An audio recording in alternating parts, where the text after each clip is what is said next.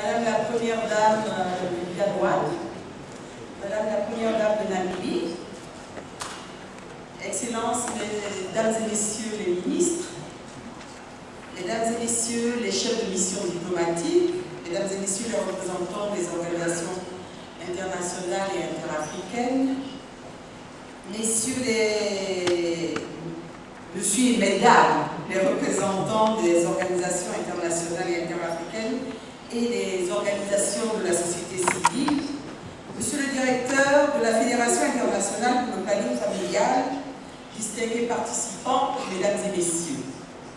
Je voudrais, avant tout propos, exprimer ma gratitude aux autorités sénégalaises pour la chaleur de leur accueil.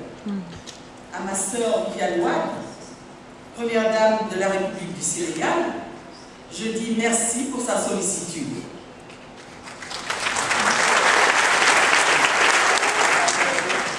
Ma reconnaissance va également aux organisateurs de ce dialogue politique pour la pertinence de leur initiative dans une Afrique où la question de la planification familiale s'exprime comme un défi majeur.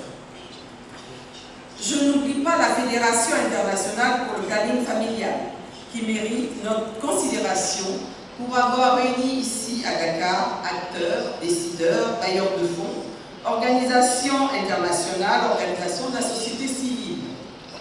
Mesdames et messieurs, cette importante rencontre se tient au moment où la population mondiale est passée à 7 milliards.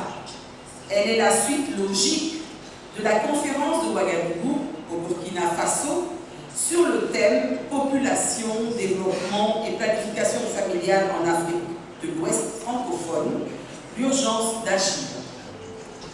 Elle nous offre une tribune pour présenter les avantages de l'Afrique à maîtriser sa démographie galopante, source du retard de son développement socio-économique. Elle permettra de passer en revue les défis liés à la problématique de la planification familiale, qui reste une des composantes de la santé de la reproduction la moins développée dans notre sous-région ouest-africaine. Excellences, Mesdames et Messieurs, en acceptant de se joindre à vous, les Premières Dames prolongent les initiatives diverses menées dans leurs pays respectifs pour soulager la mère et l'enfant, soutenir les déshérités ainsi que les marginalisés, susciter l'espérance en un avenir moins hostile chez les populations les plus vulnérables.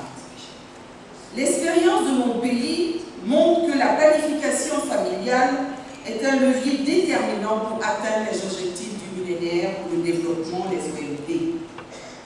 En effet, l'espacement des naissances assure la bonne santé de la mère et de l'enfant d'une part, de la cellule familiale et de la communauté d'autre part.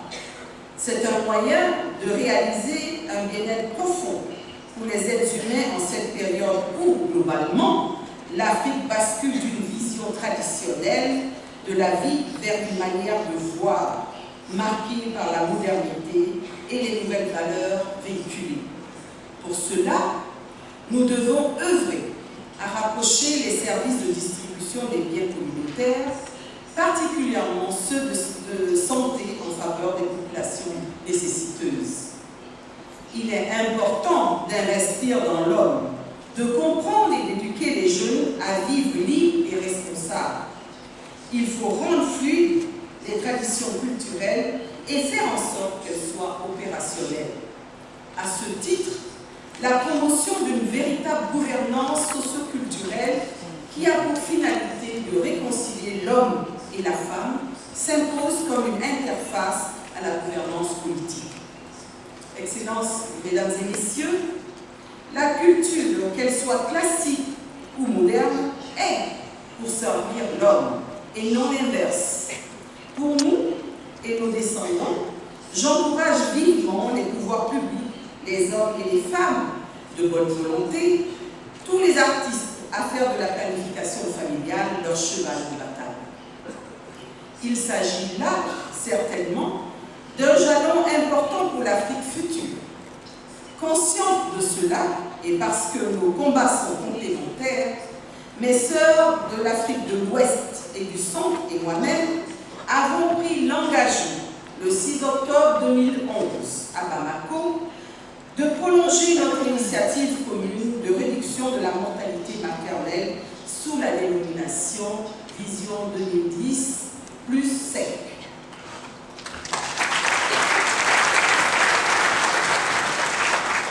Au nom de mes collègues premières dames, je redis notre engagement à vos côtés dans la mise en œuvre des conclusions qui sortiront de cette conférence.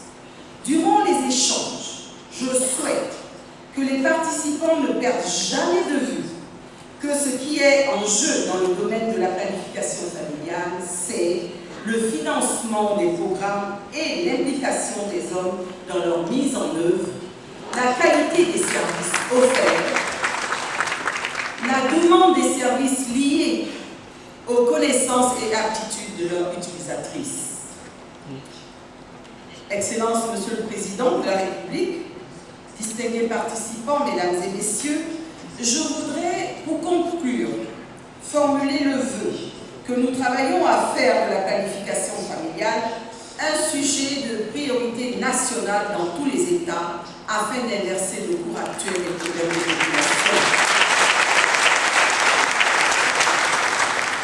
La planification familiale en Afrique reste, du moins pour moi, l'épopée des temps modernes et le facteur structurant de mon engagement. Je vous remercie.